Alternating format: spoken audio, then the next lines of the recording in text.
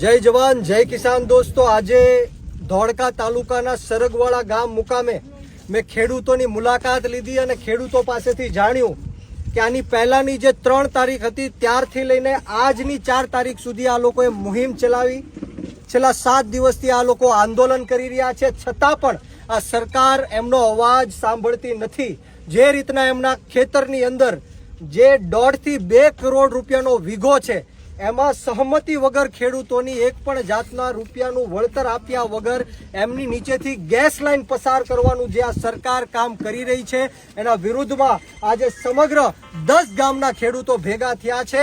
અને આજથી હું જાહેર કરું છું કે આવતીકાલે હું પોતે એટલે કે બ્રિજરાજ સોલંકી તમારા ખેડૂતોની સાથે આંદોલન ઉપર બેઠવા માટે આવે છે। તમારે કોઈ ડરવાની કે ગભરાવાની જરૂર નથી।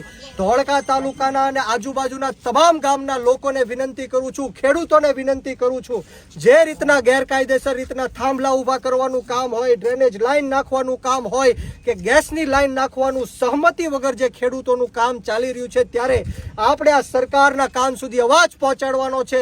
એમને મક્કમતાથી મજબૂતાઈથી એમને ઈંટનો જવાબ પથ્થરથી આપવાનો છે અને સરકાર પાસેથી લેખિત બાહેધારી લેવાની છે કે આ 10 ગામની અંદર જે ધોળકા તાલુકાનું સરગવાળા ગામ છે અને જે 10 ગામો છે એમની વચ્ચેથી જે ગેસ લાઈન પસાર થાય છે એ પસાર થવામાં આવશે નહીં। જો એવી લેખિતમાં બાહેધારી આ સરકાર આપશે ત્યારે જઈને અમે અમારું આંદોલન છે એ પૂર્ણ કરશું।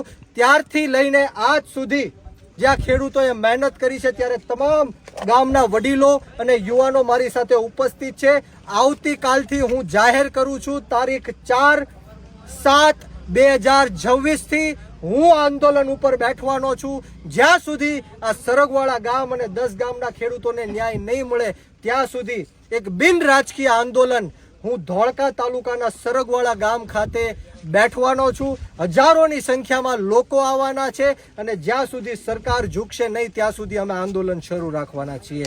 જય હિન્દ, જય ભારત, જય જય ગુજરાત, બોલો જય જવાન જય કિસાન, જય જવાન જય કિસાન, ભારત માતા કી જય, ભારત માતા કી જય।